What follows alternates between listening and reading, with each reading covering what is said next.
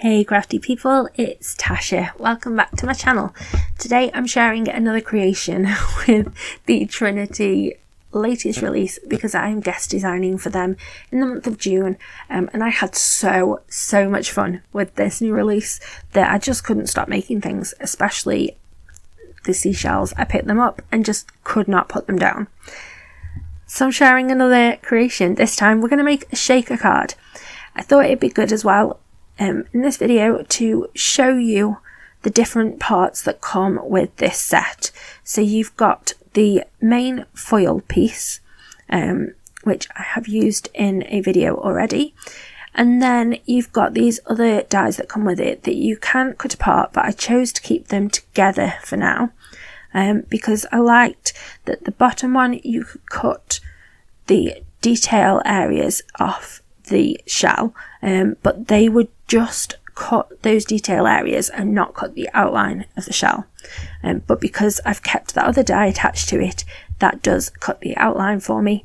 Then you've got two other dies that could be solid, cut solid shapes, so you'd have lots of layers for your shell, but I chose to keep them together for now because I liked that they were going to cut out a sort of frame that I could use to create a shaker. So I cut 4, maybe 5 in total, of those frame pieces that I was on about. That is from £120 accent opaque cardstock. So I've cut those and then stuck those together with just some liquid glue, and then I've got them underneath my pressure tool there to make sure that I get a really good adherence. I've then cut the detail layer from some gold cardstock that had double-sided adhesive on the back of it, and I've just stuck that straight onto a piece of acetate. Then I'm going to just fussy cut around it. It's easy enough to cut that, and I would rather do that than have to cut apart the dies and try and do it that way. So you can see here I'm going to add that shell piece to the top of those layered frames. So now I've got myself a little well that's going to make my shaker. I've got that underneath my pressure tool again, and I'm going to work on my background.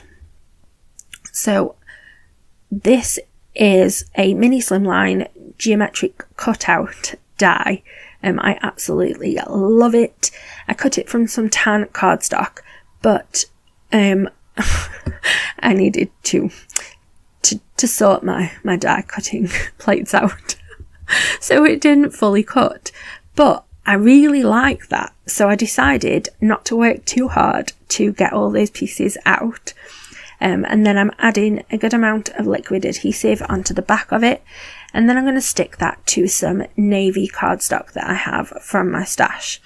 I really love the way those two colours look against each other, and I've stuck it so that I've got just a really thin border all around the outside edge. I love that, and I thought it's kind of like a sand and sea kind of colour scheme. So these new confetti pieces are called Seashell. They are from the new release. So I added some scoops of those, and then I added another piece of acetate that I stuck on this time with some strong double-sided adhesive. So I'm just going to make sure that I've got good contact over all of that, and then I shoved my phone on top of it to weigh it down while it dries. Next up here is the Simply Sentimental birthday new stamp and die set. I flipping love this set. It's amazing. So I chose one of the sort of swoopy, swirly birthday words, and I'm going to emboss that onto that same navy cardstock using some gold embossing powder. I'm going to stamp it down with my Wow Ultra Slow clear embossing ink, and I'm going to add some gold embossing powder over the top. I love the way this gold looks against the navy. Oh, golden navy just steals my heart. Now we're going to heat set that. You want to make sure that your heat tool is really hot before you bring it to the embossing, and you can see there as it changes, it's beautiful. So now I've given enough time, and I know that is definitely fully adhered, that second piece of acetate. I'm going to fussy cut around it again.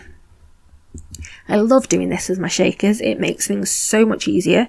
It's a tip that I saw from the wonderful Cassie, who's on the Trinity design team, and it just makes it so much easier because now I can pick it up and put it exactly where I want it on that background, which is pretty awesome. I die cut out that birthday, and then I stamped the word happy onto some more of that tan cardstock using a navy ink. So I'd usually go for black ink really when I'm stamping my sentiments, but I thought that the navy would work a lot better here. I originally intended to keep the outside of that shaker white, but I got to this point and realised that wasn't going to work, so I just grabbed a Copic and just coloured it. I did it once, let it dry, and then did it again to get a darker colour, and I think that works a lot better.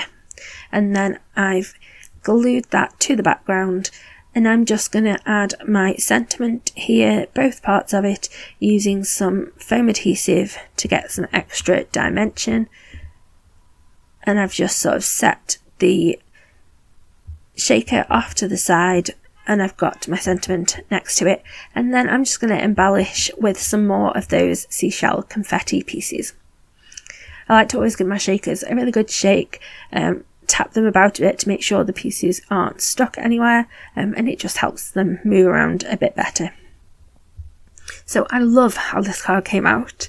Let me know what you think, and I feel like I'm never going to get bored of shakers. I love shakers, they're so much fun.